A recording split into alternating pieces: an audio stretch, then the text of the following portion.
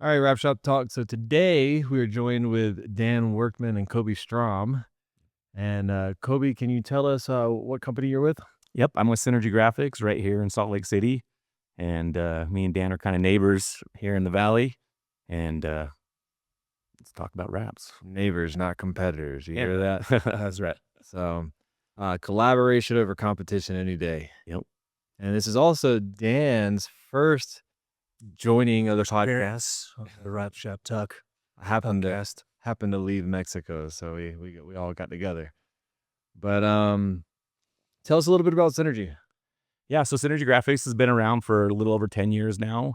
Um, it's my second wrap shop actually, and so learned a lot of lessons the first time. Still learning lessons every day with this business, and I don't know. I don't know if I'm too dumb or just love the business and industry so much that I just can't get enough of it. So I got you. This is your second business? second business, yep. What happened with the first one? First one was sold.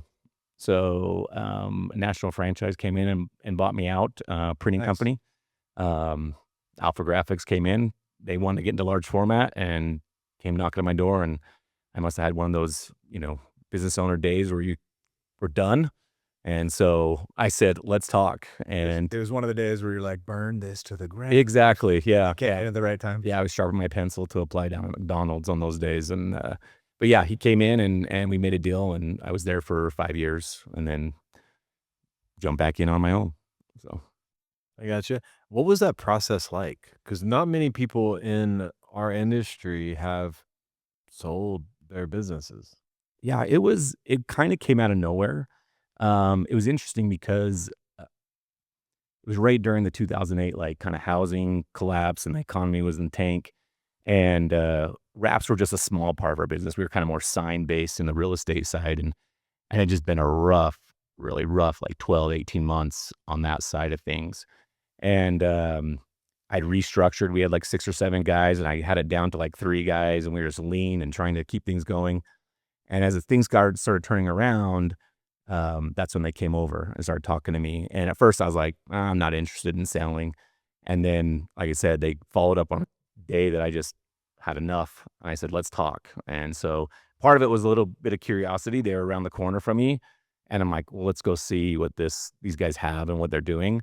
And I met the owner, and I just felt like I could learn a lot about business. He's very successful in the franchise model, and it was awesome. I mean, to be perfectly honest, it didn't work out the way I thought it was long term, but it was a great learning experience for those 5 years. Like, there's no way I'd be where I'm at today without those 5 years there working under him and working with so many people there. So it wasn't a sell and remove, it was a sell and then you stayed with? Yeah, I mean, to be perfectly honest, like, they wanted me because I had kind of started and grown something, and I had kind of a little bit of following.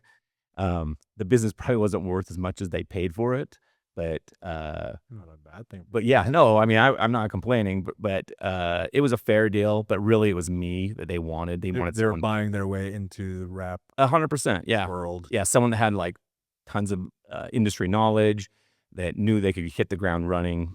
From installation to helping design to kind of creating a workflow for the system, because they were just a printing company at the time. So, Yeah. What year was that? sold in 2009.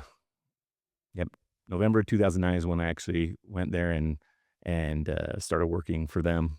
Did the recession hurt you or help you? In 2008?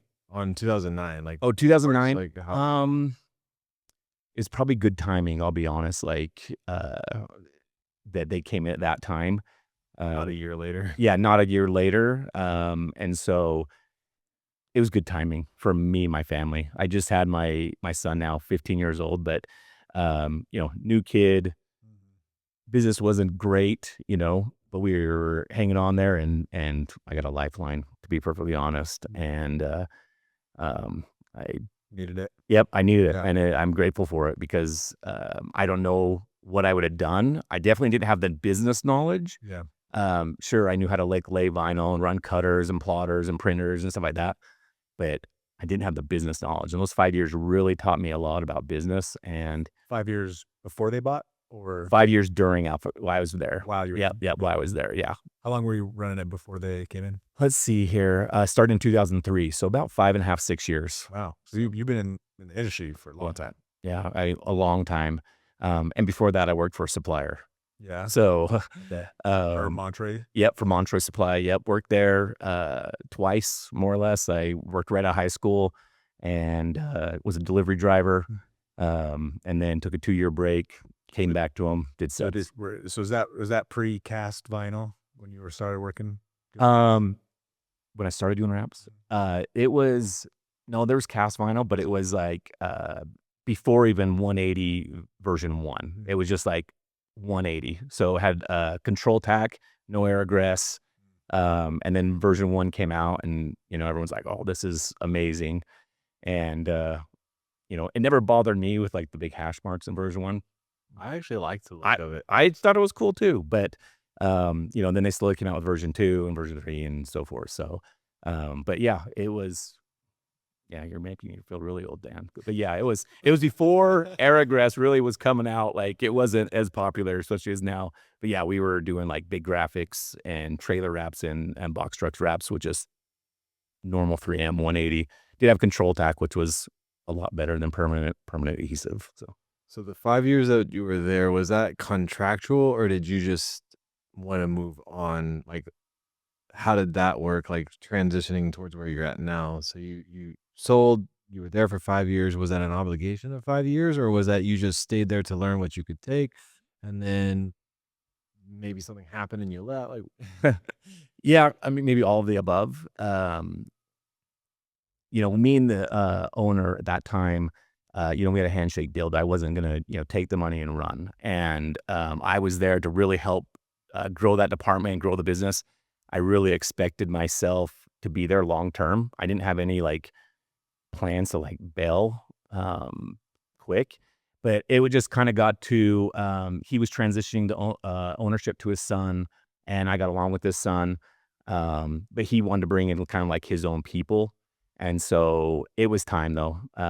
I kept having this gut feeling like, "Hey, now's the time to do something," and, I was procrastinating like usual, and then one day the owner came in and said, "Hey, I think we need to find a different option for you. I think, this is the time for you to really kind of spread your wings." And, I almost bought the Alpha Graphics in St. George, met with the owner, and thought we were gonna have a deal, and, turned out he didn't want anything. I had a couple other companies in the valley that wanted to, hire me. I got some great job offers.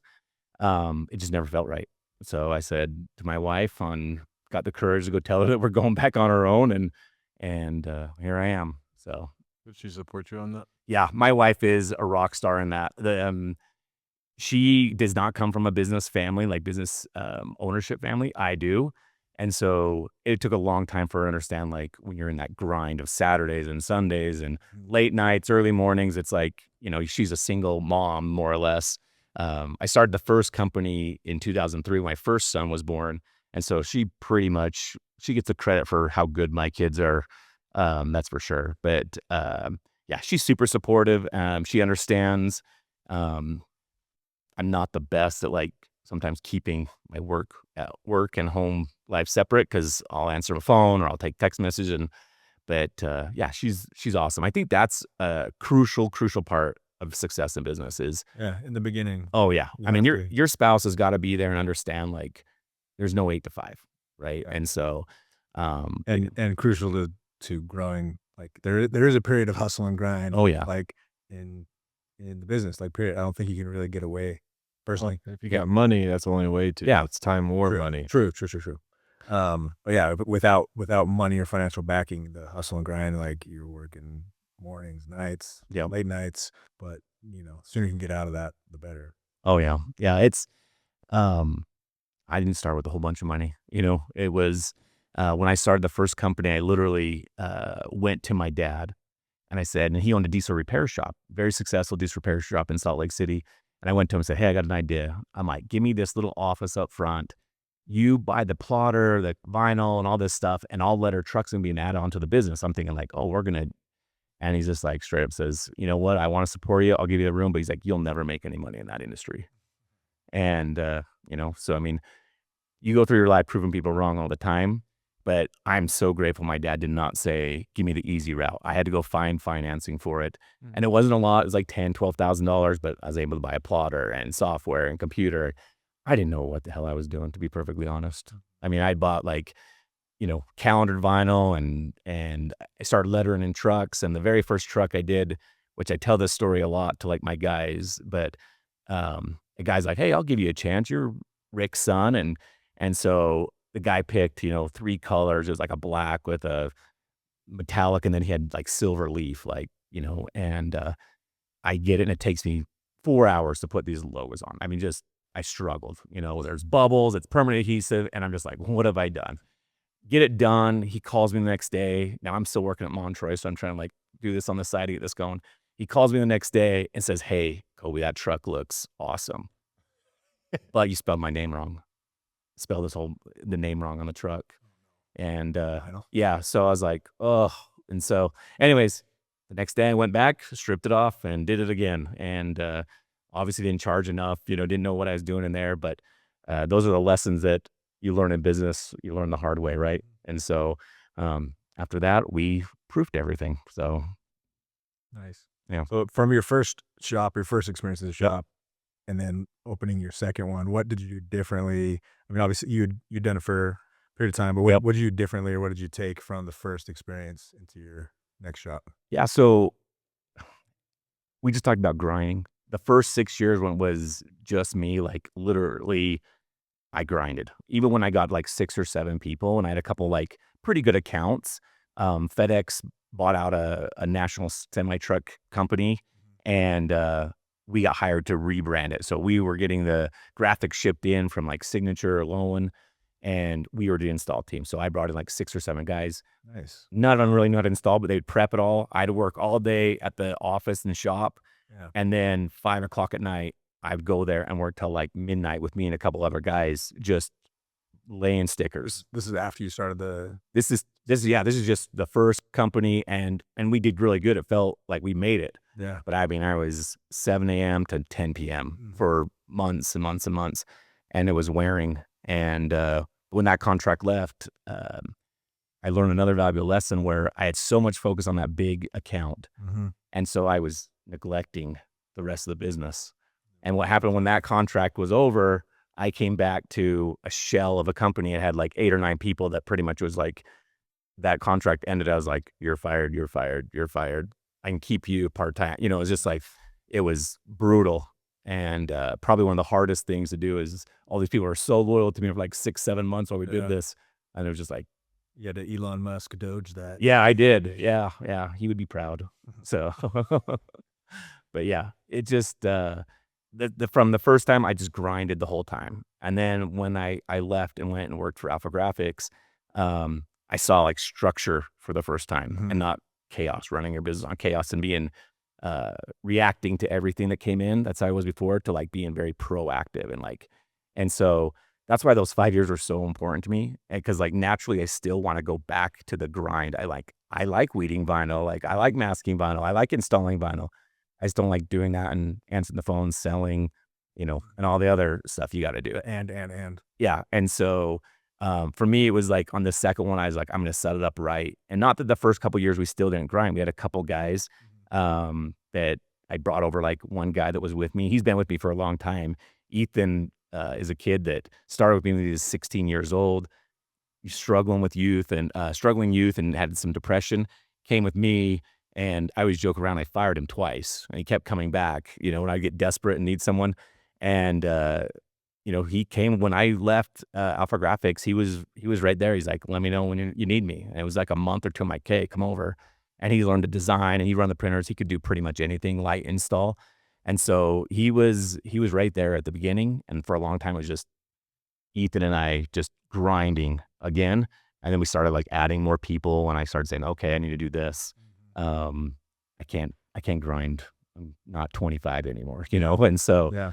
but yeah, and Ethan got me to, his brother-in-law is Doug, and Doug's been with me for pretty much 10 years now. I mean, Synergy's been around for 11 years, and he is my right-hand man. So he is an amazing installer. He just sucked it up. Like we'd be working till like 8 or 9 at night in the shop, and he's like, "Hey, I know I don't know how to wrap, but can I wrap my brake calipers?" I was like, "Have at it, dude." I'm like, and he would go do it. He's like, "Can I wrap this mirror?" So it's like I always took him, tease him and say, "You took the hardest parts of a vehicle and trained yourself on." Well, I was like, "Shouldn't we start on the hood or something like that?" But yeah, he just picked it up really good, and now he runs all operations of the business. So Nice. it's fantastic, and he's like a brother to me. That's awesome. Yeah. Well, what's awesome about that is it got somebody two or multiple people. So he's been with you 10 years, and then somebody else who's been with you for a while too. Yeah, so, Ethan's no longer with Oh, me. okay. He got smart and he went into,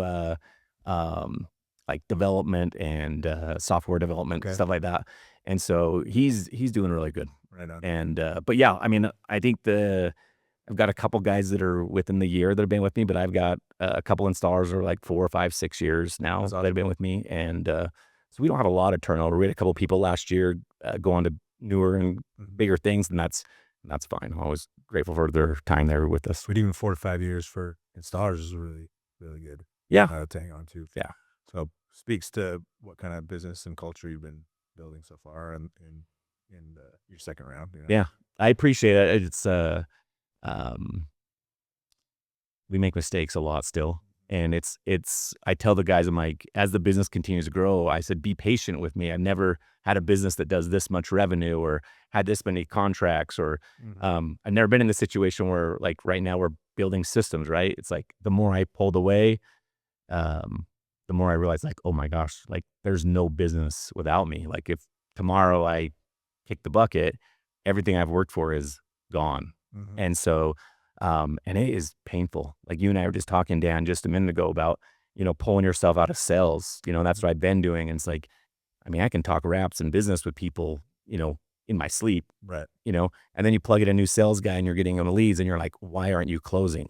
Like, you know, and it's hard. Mhm. And so, but yeah, Because that natural, I mean, we already we know so much about the product and yeah, everything, like, and talking to people so long about it because it becomes super natural. So it's a hard thing to train, but not impossible no, for sure. yeah, And just relinquishing control over it is really the hard part, and then having good training on sales and letting them kind of figure it out a little bit too yeah, is good. But I mean, like with most positions, like there has to be a you know certain level of competency for it. yes. Can't just give the opportunity to anybody, especially sales when it's such an important lifeblood for the company. Absolutely, yeah.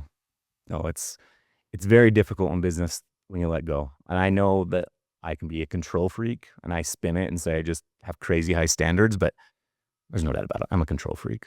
Mhm. So, but Do you feel it's I mean, you said something there that was pretty, I thought, impressive at least. Do you feel that it's important to let your employees know that, "Hey, I've never done this before." yeah, probably because sometimes they might come in and think that you have all the answers, or maybe um, you know more than you do. And like I said, that's one thing that's really cool about, the Wrap Shop Academy is because there's a lot of people in the industry figure out the vinyl, figure out the printing, figure out the design, right? Those things are kind of the fun things. But you're just now, the industry is so young. I mean, really, wrap 20, 25 years maybe, and so business leaders haven't seen it as a real business. And now you have people that are like trying to grow into a legit real business where, it's not just a guy hustling for 10 hours a day and he's not just an installer, where they can really learn. So that's what I love, that the industry is like getting a lot more into business training. 5 years ago, when I first started my journey in growing and scaling my wrap shop, I could not find business resources or a plan slash recipe of exactly what to do in order to grow and scale my business to hit that $1 million mark. And if you are looking to get around other wrap shop owners and be introduced to fundamental principles within our industry of things to do that will help you grow and scale your wrap business, then sign up on the link below. Book a call with me if you have any further questions, but this is not your traditional 8-hour class. You're left to your own devices. This is 3 months with myself, John Duver, and Dan Workman, plus an accountability group of the other people that are in the class. And we deep dive different subjects for 3 months, making sure that it instills a habit within your business. We identify problems within your business, and we actually help you grow and scale your business. This is very important to us. So again, if you're having trouble scaling your business, sign up below. Back to the podcast. And not that the wrap trainings and the installation trainings aren't important, and the business trainings, I've got between the Wrap IQ and Wrap Academy, I have 2 books that, I got to pass on to somebody because they just got notes after notes after notes. And that's helped me a lot, is just having other business leaders in our industry, hear them talk. And I'm pretty quiet. I'm not like a self-promotion guy in groups. I have no problem sharing stuff, but man, it's crazy because you think you're the only guy going through this. You're not unique. No, you're not. Yeah. And it's crazy. I did Goldman Sachs Business School a couple years ago. I was so intimidated. I had like 6 guys at a time. And I'm like, there's 60 people here. And I'm thinking, oh my gosh, this is going to be all I get there and there's people with 100 people and they're like, we don't have a process for hiring. It's like, I'm like, oh, okay. We're all idiots in here. So, but yeah, it's just, business is fun, but man, it is probably the hardest thing it's the hardest way you can to make a living, to be perfectly honest. Yeah. There's no doubt about it. So, Well, there's a lot to figure out, but the reason why I asked the transparency question is because that was something that I had to go through with my team as you start to realize how much the business, like you said, the business relies on you, and you start to come off very contradictive, unfortunately. Especially in the early phases of it, you're like, we're going to try this. And then next week, we're going to try this. And you kind of have to let things breathe long enough, 30 days, 60 days, but you might change it. And so the reason why you need to be vulnerable is because you're letting them know, this is like a science lab. yeah. We don't know what we are doing, but we know what we are doing wrong for sure. Yeah. We keep having the same mistake over and over and over. So we're going to try this. We're just all going to agree that this might be wrong. Yeah.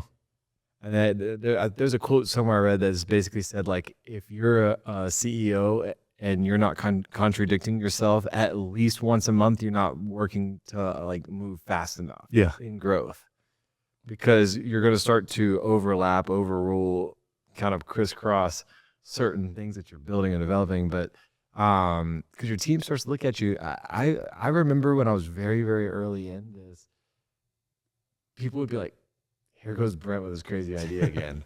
Here's a new freaking, I'm not joking when I say that I've used every software out there. My team was like, we just got used to this. Yeah. What are you doing?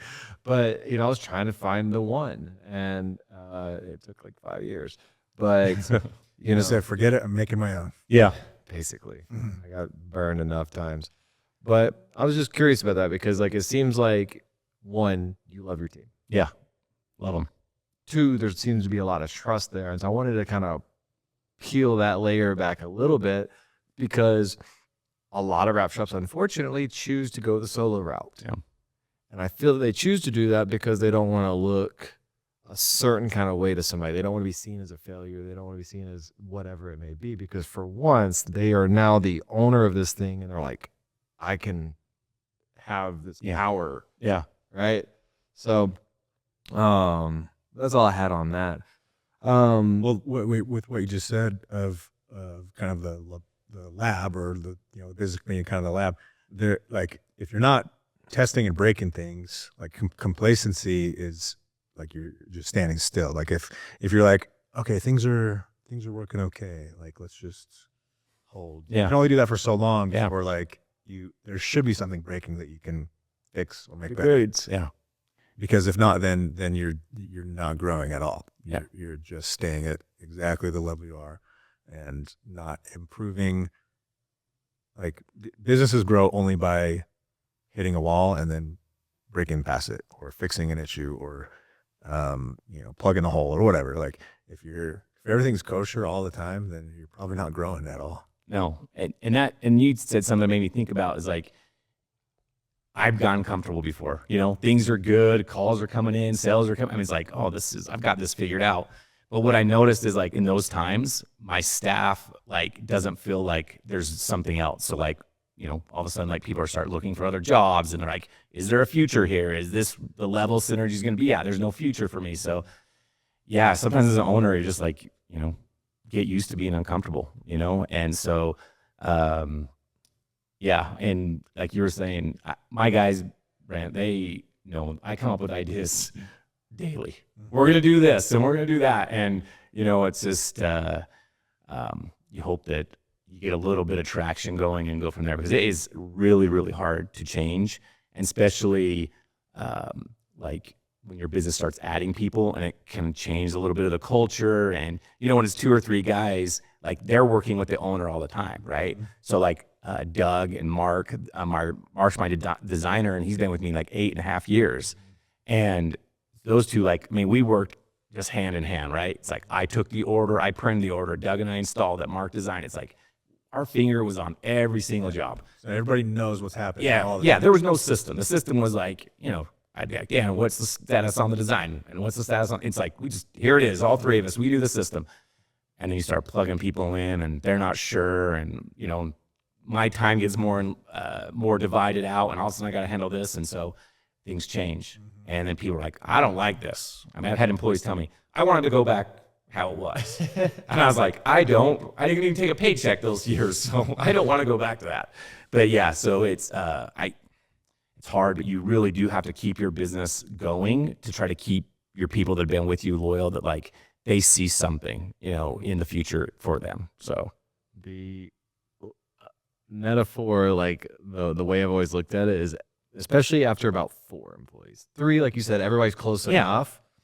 4 to 5, it's like every person you add, it's like all of a sudden the whole team speaks a different language. yeah, I mean, nobody can communicate with each other anymore. And all of a sudden everybody has to come to me or the middle translator to translate. yeah, it sucks. That's a problem to fix. Yeah. Really early. Yeah. After 5, 6 employees or so.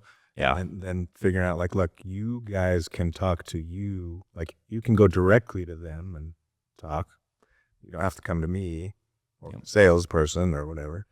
And there doesn't have to be a middle person. Yeah. in there. yeah. Building a team is challenging. There's no doubt about it. And The dynamics of all the different personalities. yeah, different personalities and different lifestyles, all those different things that you're trying to piece together. And just you have to learn to resolve conflict between employees, and it's like it's just part of it, right? And it's just when there's 3 of you, there's not that much conflict, right? We're all going to the same place for lunch, And now it's like these 2 pair off, and these guys eat lunch, and this guy doesn't eat lunch with them, and it's like just But I think what's important about that for literally everybody that's in our industry and really in any business, but you have to go through that.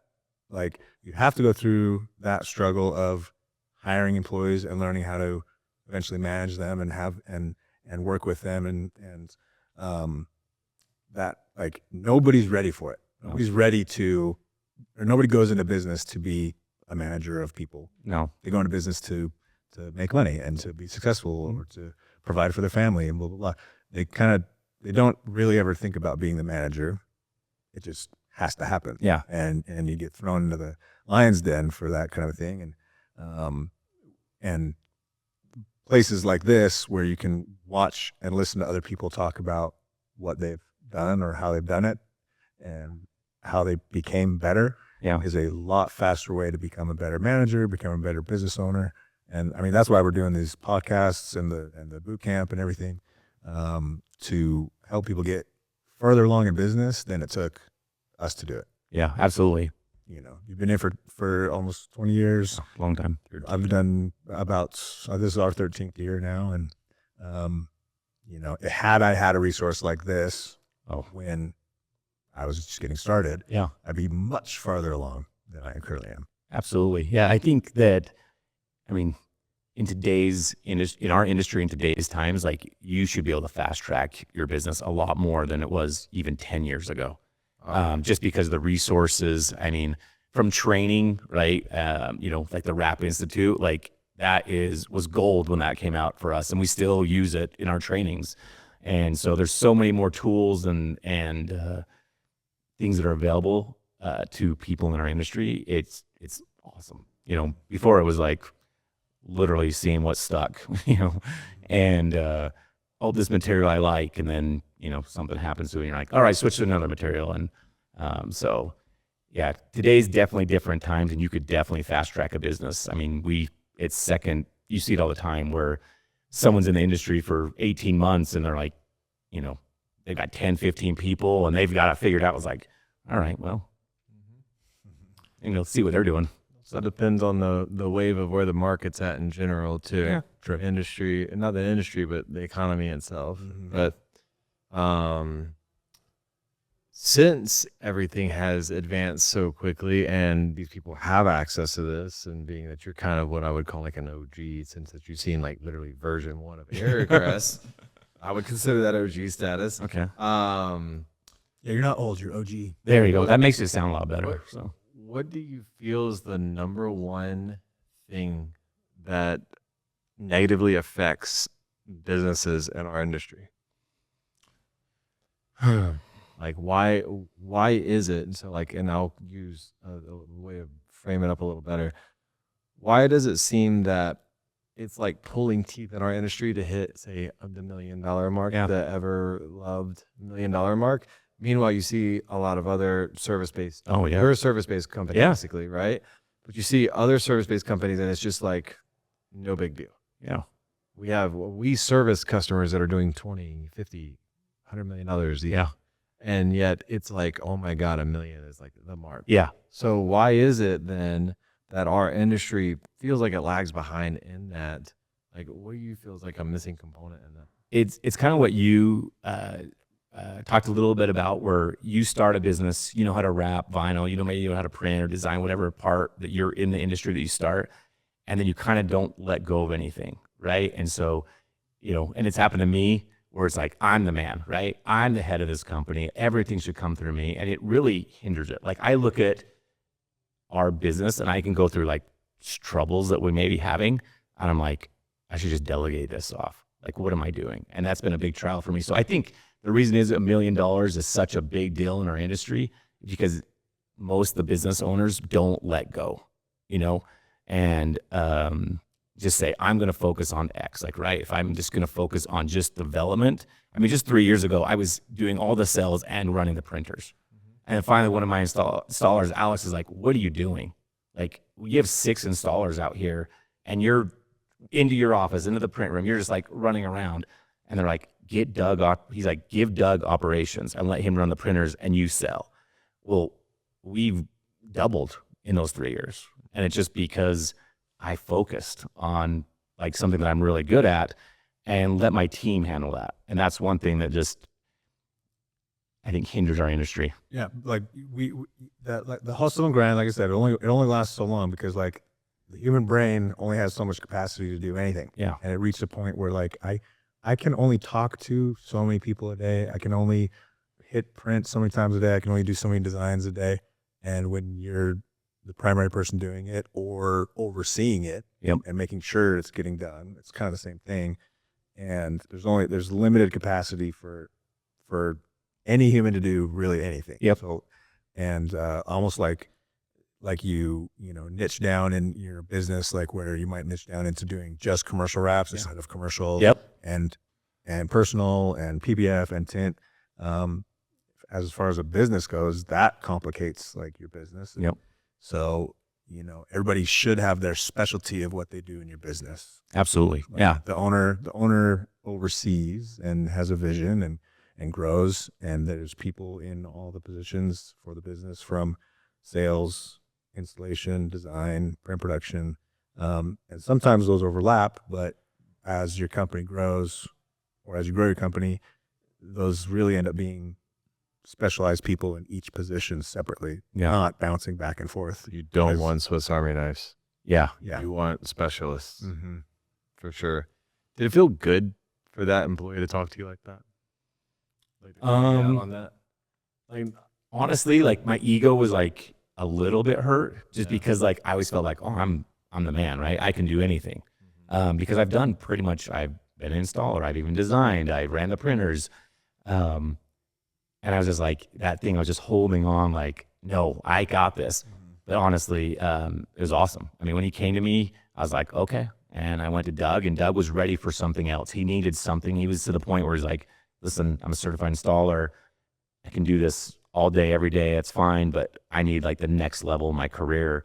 And he's done amazing. You know, we got new equipment, and he'll always say, you could run this flatbed cutter. I said, don't teach me. I'm like, you know, and so I still back up. Like when he's on vacation, like I'll like be in the print room, but I'm like, I didn't run that. I'm like, those jobs just don't get scheduled. If we need that cutter, we'll just use the graph tech over here and stuff like that. But yeah, that's his thing. He really loves to figure that stuff out. And he's like, I'll show you real quick. I'm like, don't, just don't.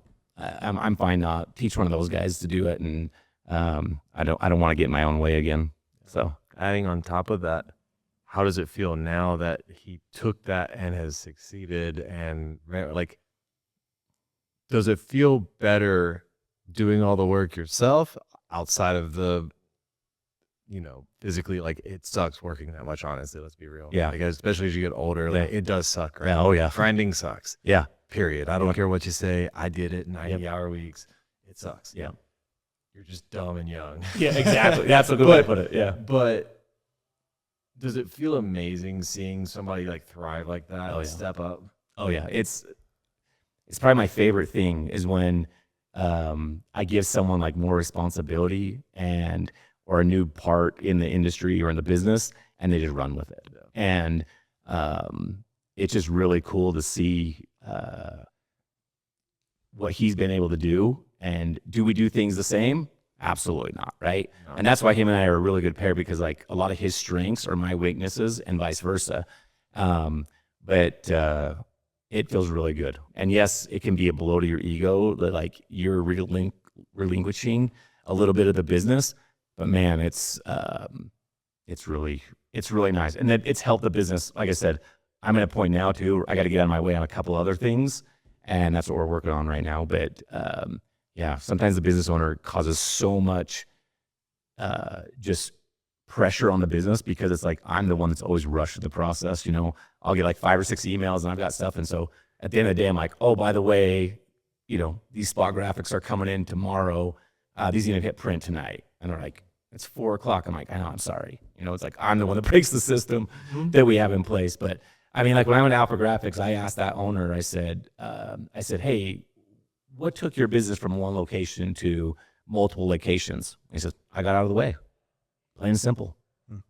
And so I'm a slow learner, but I'm slowly learning that I need to get out of the way sometimes. So, well, we have our own journey for sure. Yeah. But isn't it interesting that you feel as good as you do, relinquishing control, but you still hold on to the next thing? Yeah. It's just as hard to let go of the next thing. It is. It's crazy. That's right now we're like in sales. Like I was just talking to Dan, like this is the first time where all the leads that come in through our marketing, I'm not handling them. And I'm turning into a sales team. And I'm sure they're sick of me saying like, why aren't we closing? Like I was closing at this rate, but it's like, again, it's like you gotta have 20 years of talking to people. Exactly. And I understand it. Like you've heard every rebuttal. Oh, your price is too high, or you know, whatever. What's your warrant? All of the things that you hear in there, you can, I have all the answers for those. But like Dan was just saying, it's like, yeah, but you got to give them a chance to fail, just like you did, right? And like the way I learned was screwing up stuff.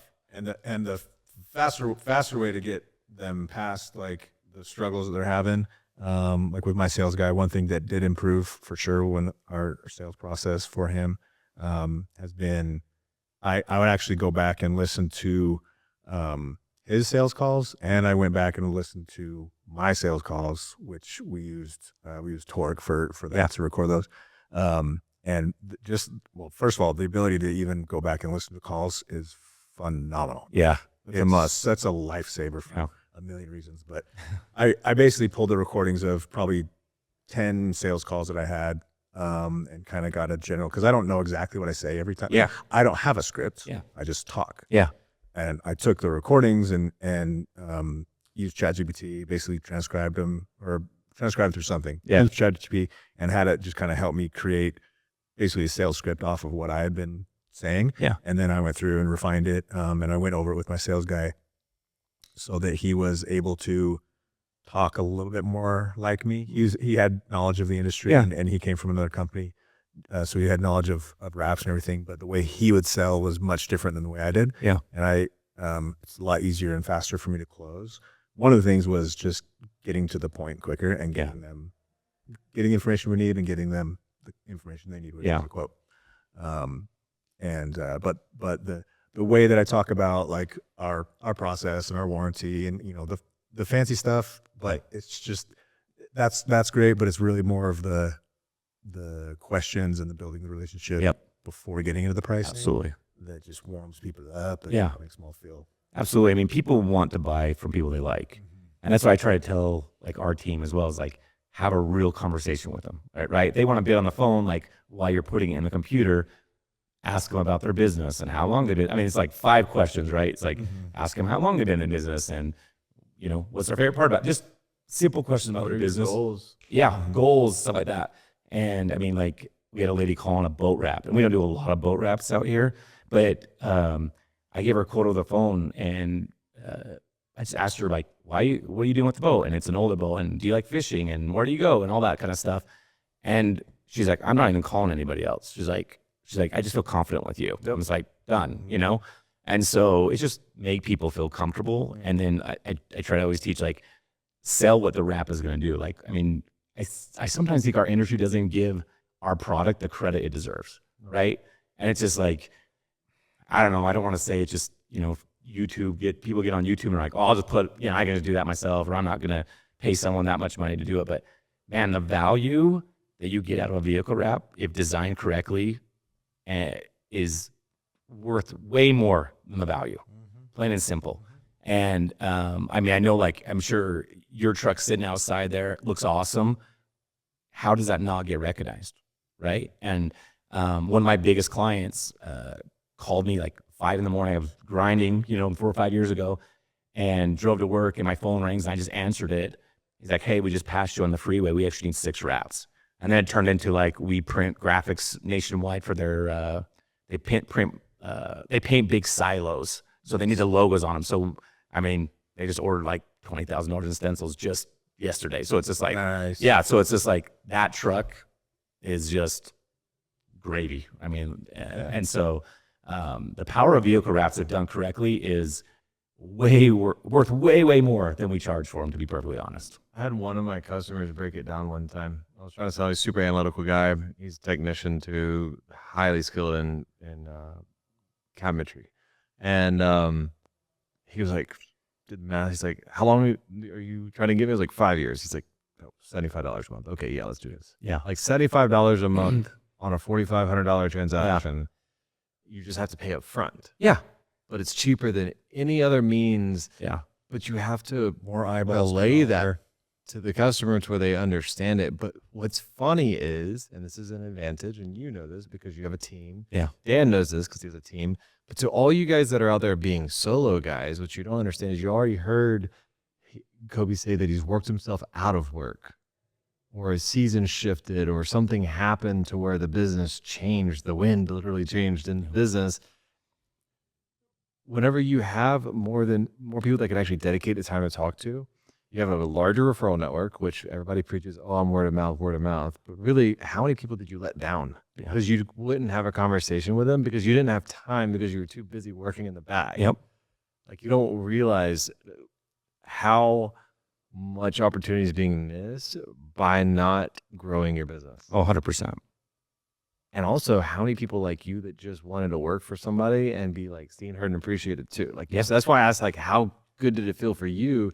Because you're now creating opportunities for people. Yep. And that's a way better feeling than a check. Oh, 100%. Yeah.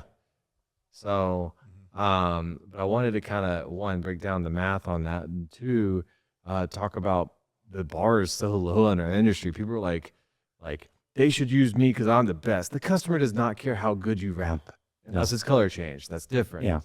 I don't know, some things. We got one at our shop that went to a DIY guy, and he came to us now. But so it was like he paid for like a 3-week wrap. But no, I agree 100%. So, but about that, also about the value of wraps, like don't undercut your wraps. Like charge accordingly and appropriately. Don't try to be the cheapest guy. Yeah. Because the in value the is industry, because it brings everybody down, and the value is there. People will pay $6,000 for a Sprinter van. Yeah. Not in Utah currently, but It's tough. there's a lot of places that really undercut their prices. And I'm honestly, I shouldn't even say not in Utah, because I bet there are people that still will pay that price. Yes. It's a harder mark to hit, but and the other thing too is that so many people charge the same price for their wraps and installation or whatever that they've charged for the last 10 years. Yeah, they don't raise their prices. Like, it's crazy.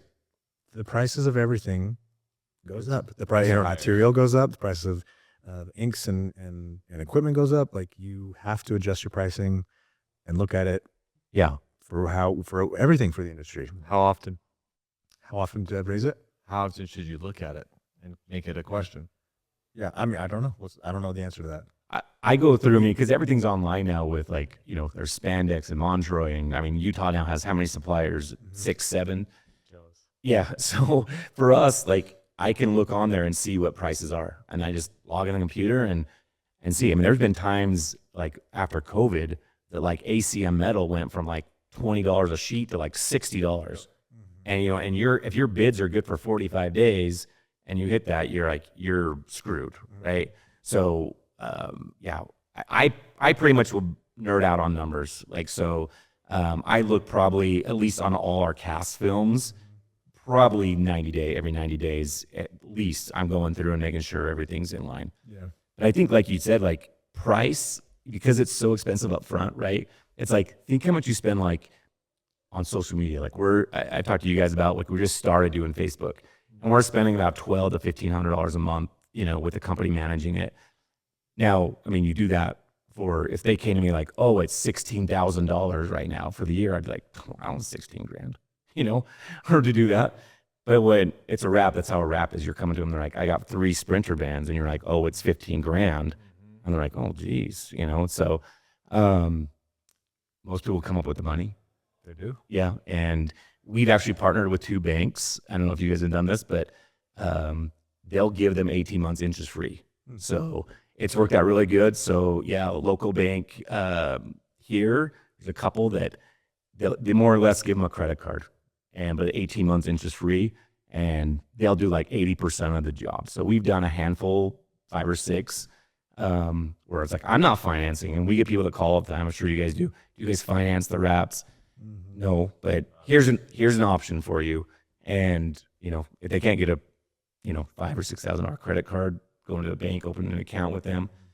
You probably shouldn't be. Yeah, you probably shouldn't be in business. So, but unfortunately, in business too, with our industry, is people will start a business, and the last thing they think about is the marketing side of things, right? And so they know they've got to get X, Y, and Z to get their business up and going, and they're like, all of a sudden, they're like, oh, we need to get our van wrapped. Like, it's just white, right? Or we don't even have decals or storefront graphics or something like that.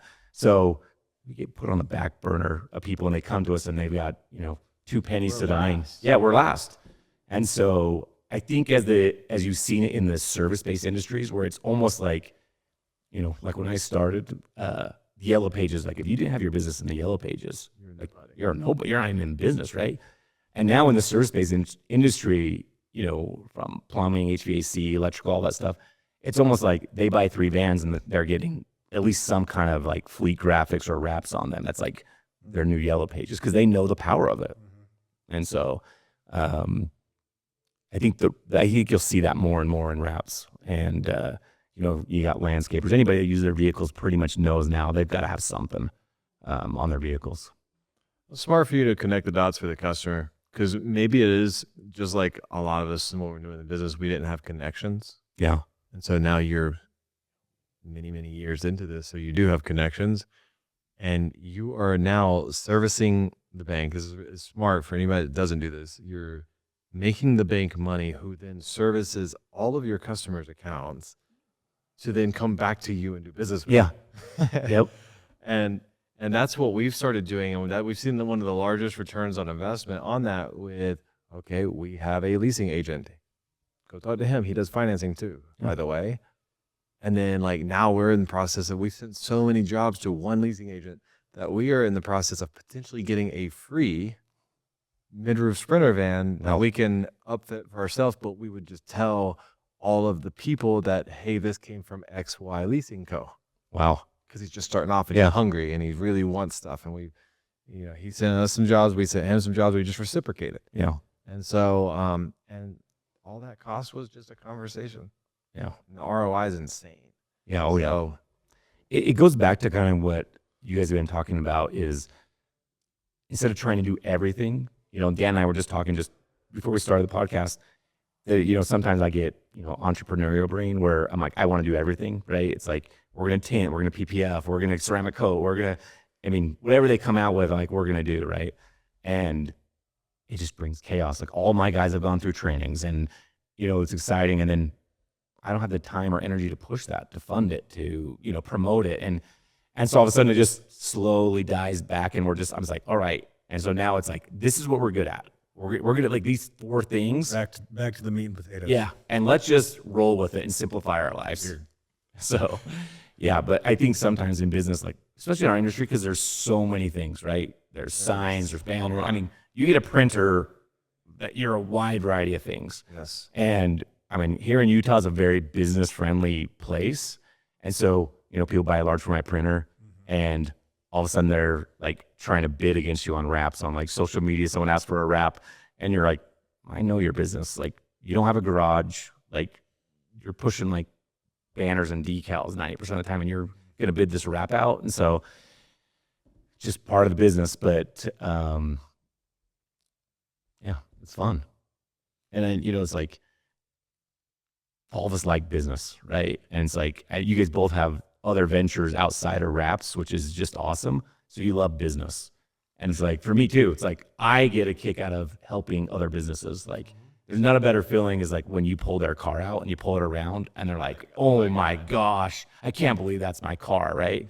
That feeling, I've wrapped thousands of vehicles and it never gets old. My favorite, we had a young kid. Kind of made me think of myself. He was younger. I was 23 when I started. Yeah. Scared to death to pull the trigger on his pressure washing vehicle. It's like, this is going to max me out. Like, this is all my money. Yeah. Pulls out, goes to the gas station, paid for the whole wrap. Oh, 100%. And the first pumping gas. Yep. And that's a good feeling. Once you solve these next problems, not even problems, once you solve these next puzzles, they're really not problems. Yeah. They're just things to solve. Once you solve these things, sales and probably some administrative type stuff, and then next, of course, comes production again. It's a circle. Yep. So once you do work your way out of the business, what do you kind of forecast your life looking like? What's the future? It's hard for me to picture myself not in the industry.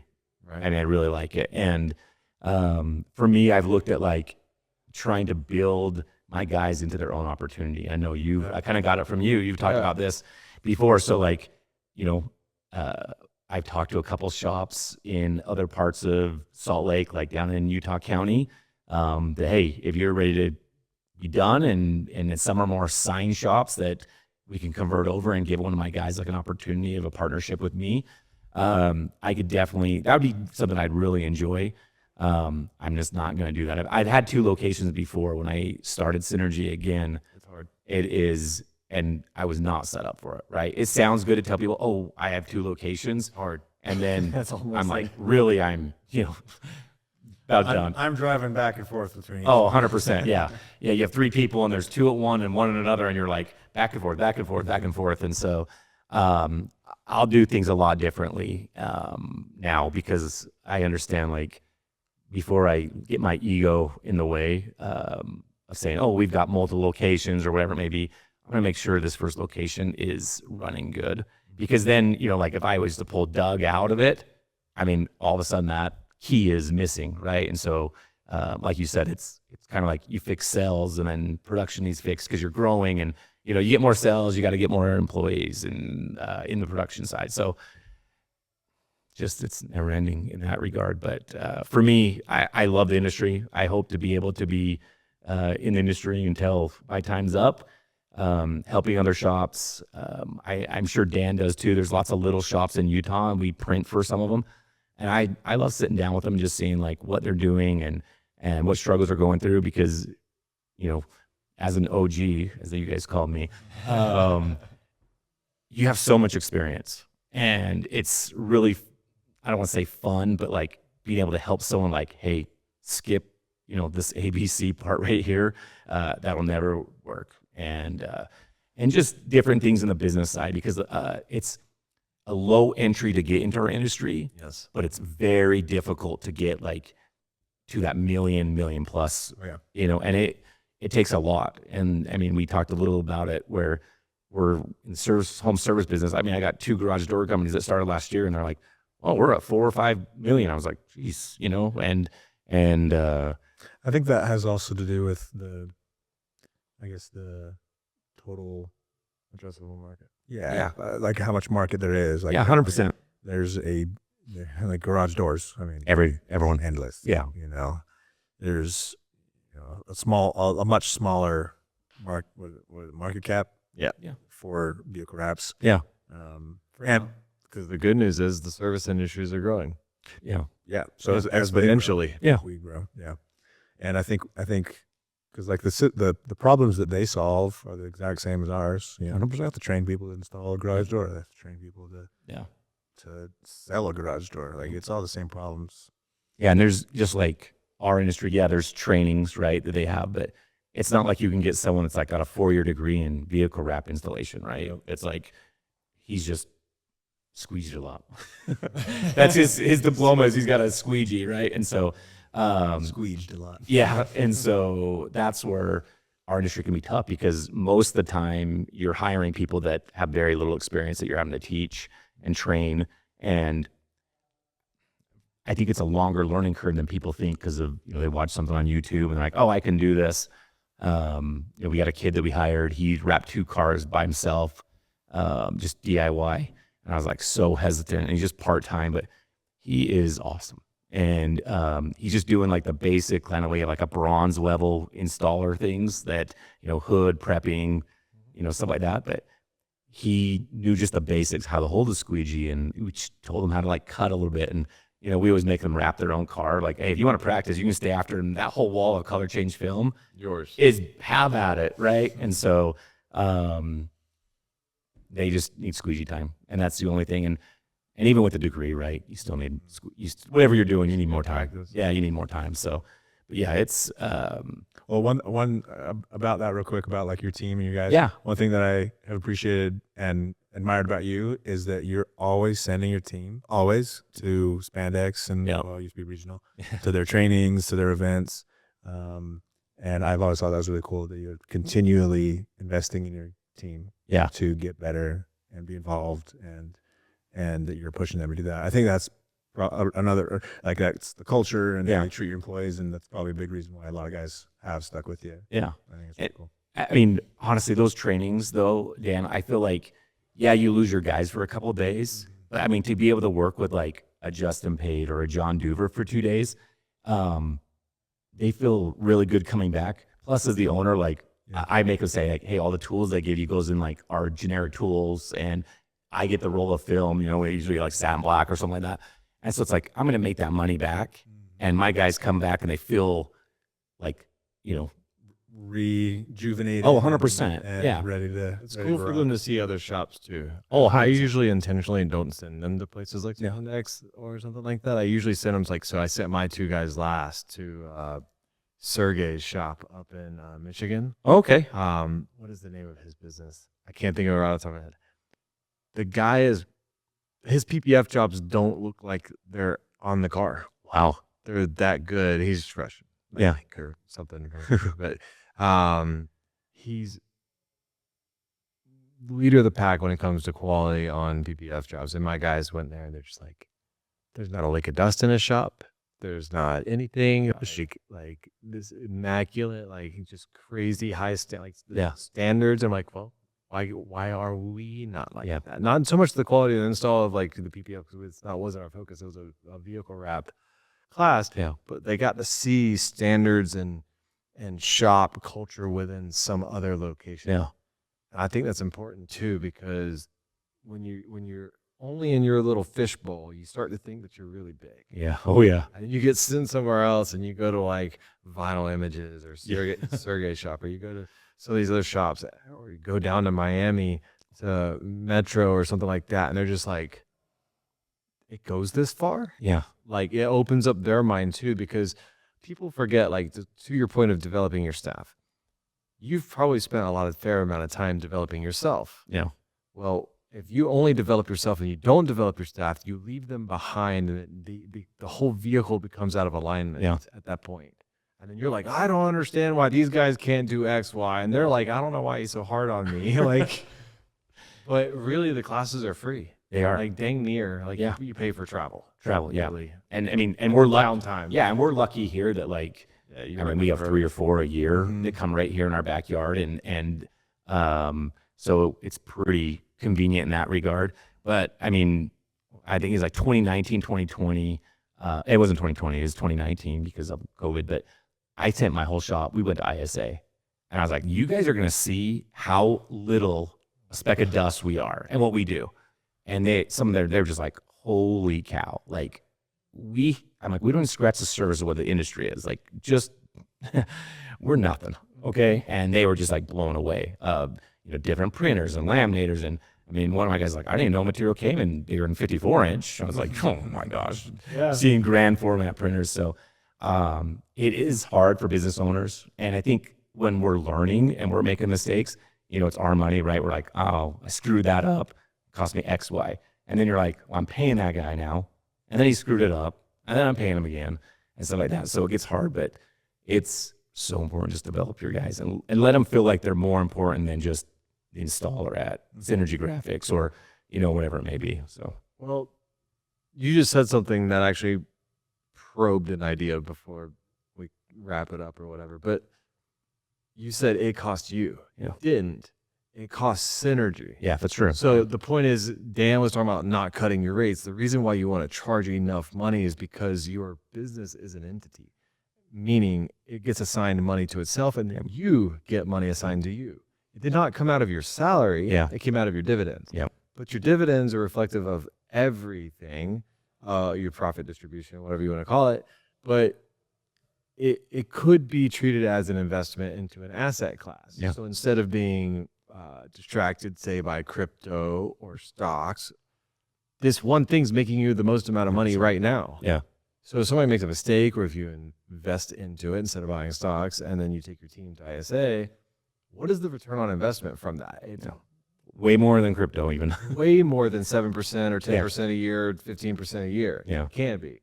And so I wanted to kind of like hit that, because like I don't know why it hit me like a brick, but I was just like, no, you didn't lose money. Synergy lost money. You lost nothing. And like you said it best. It really Synergy invested, right? Yes. And I mean, you want to compare it to like stocks. Like I'm sure with both of you, the money you put back into your business has come back way, way more than any money you put into the stock market or I whatever. tell you, I have zero in my portfolio of stocks. Yeah. I've put it since joining other groups, like where this event that we're at, and seeing people and how they grow and scale, the people I see that lose the most are the ones that are spread everywhere. Now, should you put all your eggs in one basket? I'm just not there yet. Yeah. But the asset that I have has allowed me to buy all my time back, and I am very time rich. Yeah. And I'm just like, I would trade that for, like, there's nothing I would trade to get like, all my time back. Like, it's 100%. Yeah. And so putting it all in one spot, just like not offering so many services, to also keep investing into your business, strategically. You obviously need to take home. Yeah. Pay yourself. Yeah. That's why I put it that way. It's an entity and yourself. Yeah. So we're hitting at around that hour mark or whatnot. But I wanted to ask a question, and Dan can ask one more question. We can wrap it up. Yeah, absolutely. My question is, there are like, and I heard this from John, there are more people entering into this industry more than ever. We've already said that there's more technology and more information than ever. So being that that is the case, if you were to give that new person, if Coby was to start over today and you were a different, like you were this mentor talking to little Coby on his first day of business, and you were giving him the game shark or the cheat codes of how to like save just years. Yeah. What would be like the top 2 tips that you would give that person? Oh man. One, I'd be like, have some self-awareness of what you really are good at. When you start a business, sometimes you don't have the money to bring someone in, but there's always businesses that you could partner up with. I mean, there's lots of shops that we do stuff for that are sign shops that we wrap stuff for, and I'm sure they could hire a wrap installer. So I would say, know what you're really good at. If you're really good at selling or you're really good at running production, you can kind of learn the other things, but know yourself and what you're really good at. And you only can do that by really investing time into yourself and having some real good self-awareness. And the other thing is be patient with yourself. You know, I have to tell myself, I think when you go into business, like people think, oh, I'm in business, I'm gonna make so much money, right? You've heard other people talk about that. I mean, it takes some time. And even this is my second go around of owning a business. I mean, the first 5 years, 6 years, like, I mean, my paycheck was like $1,500. Now I was lucky my wife had a job and we could keep the food on the table, but it wasn't about me. And even today, I mean, on terms, I don't pay myself, like my check's the smallest at the shop. I tell the guys all the time, but give yourself some time, be patient, and really have a good plan on it. And I think, like, for me, I'm very impatient. I just said I'm just jumping in both feet, and I kind of like, floundered around till I figured out how to swim. In today's times, you can figure things out a lot faster. So find someone that can help you, and there'll be tons of people in the industry. I mean, between Rap Shop Academy, Rap Institute, the Rap IQ, like, you have good people that you can go to and really skip years and years and years of gray hair. Yeah, so Nice. All right. So fast forward to Coby now. yep. Let's say in the last year, what's the best advice that where Coby's at in his business now that you've heard recently that maybe has changed either the direction you might be going with your business or what you are doing currently? Yeah. So I would say in the last year, like, my thing for me is like focus. And I've touched on like where I'll get entrepreneurial brain and want to do everything and handle everything and be the one-stop everything. For me, like, now we're really honing this thing down. I mean, when I left Alpha Graphics, like, I almost started being Alpha Graphics, which is like a full-fledged print shop. I started the wrap shop, bought printers and cutters. I knew that. Well, then I had people that still wanted print stuff. So I bought a printing company that was, it was out of business. It just didn't know it yet. A little copy center, and bought that. And so it's like, even today, like, we have a print center up front. And, it's like, and I tell my guys, Mike, when that lease is up in 6 months, like, say goodbye. So get all your family's wedding announcements done, because we're not printing that crap anymore.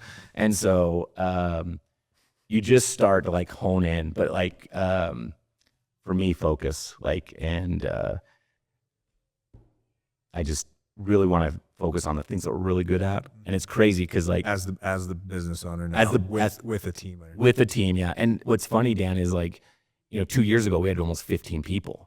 And oh, really? Yeah, we were down to 8, 9 full-time and the part-timer, and our revenue is 30% more than it was when we had 15 people. Wow. Our profit margin was embarrassing what it was. Abysmal. It was, yeah. I mean, it was like when I was going to say, was there? yeah, I mean, barely. I mean, at the end of the year, I looked at it and I was just like, oh, what am I doing?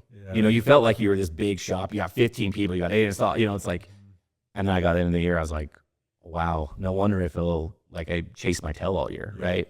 And so we've changed our processes. We've changed how our installers get paid.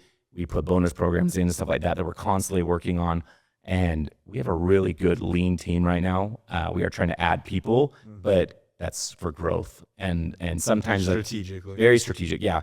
And I sometimes think like I get stuck in growth mode the whole time, right? And in business, you have to be growth, and then you go profit mode. You got There's a period where you're just hiring warm bodies. Yeah. You're hiring anybody that'll take a job because that's how you grow. Yep. Employees in the door, and then you figure it out. Yeah. And then you're like, wait, hold up, I need the right people. Yep. At the right time. Yep. And one thing I've made like a mistake with my installers, I was like team them up on every job. I mean, it'd be a simple 2-hour job. I'm like, you two do that. And then you jump. It's like, no, divide these guys up. And so we've done a really good, it was like when I left today, there's 4 or 5 jobs in the shop, and you had one guy helping one of our newer installers install. Alex was over there helping, and, that's what I liked. And another guy was doing another one, and another guy was doing, so it was like all 4 full-time installers were like pretty much on their own project, and they're all going to get done. And, that's to me to show how much they've grown over the last even 6 months, to be perfectly honest. So, the years go by fast in business. Jeez. I mean, 5 years ago was COVID. That seems like yesterday, where everyone was. It does seem like yesterday. It was like in a panic, and so, 5 years from now, like it's gonna go by so fast, and so, I'm not getting any younger, so I gotta keep on it and be aggressive. Don't get comfortable, and just keep going. Right on. It's a good podcast. It's great. Yeah, it was fun. Yeah. It's fun having you.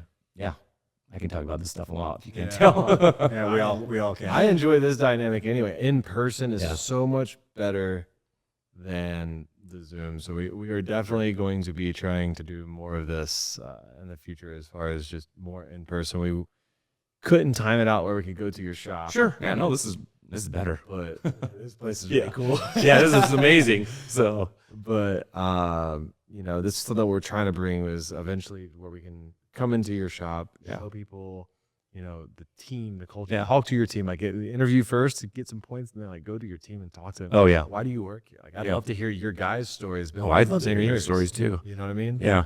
But So- just tell them, no, Coby won't see this, but just know I would think that'd be awesome. And I think it's really cool. You have Bryce with his podcast. Like, I love hearing like people's stories, how they got in the industry, because everyone's story is interesting. And it's like, even though we've like touched on things, it's like, it dates me, but back in 1996, when I was in senior in high school, they had a plotter in a class. They called it Tech Lab 2000. That makes it sound really old, but I learned to run the plotter there, and I would cut all these little stickers and just cram them into 12 by 12, or it was 15-inch material. It was like 12-inch. You bought at the office and had to go show them, and it was like Gerber Calcium cheap vinyl. I'd crammed so much in there. I had a weeding nightmare, but I had Photoshop next, or photo class next, not Photoshop. And I would go there and just weed vinyl and mask it, and I'd just cut it with an X-Acto knife. I failed photo, but I learned how to weed vinyl really well. Well, for you. So yeah, That's funny. it's fun. Well, if I'm pretty sure we're still recording, but if you guys are interested in getting to know other business owners that are in the rap community, and just having a community where you can talk and chat with anybody about anything at any time, we have a free Facebook group.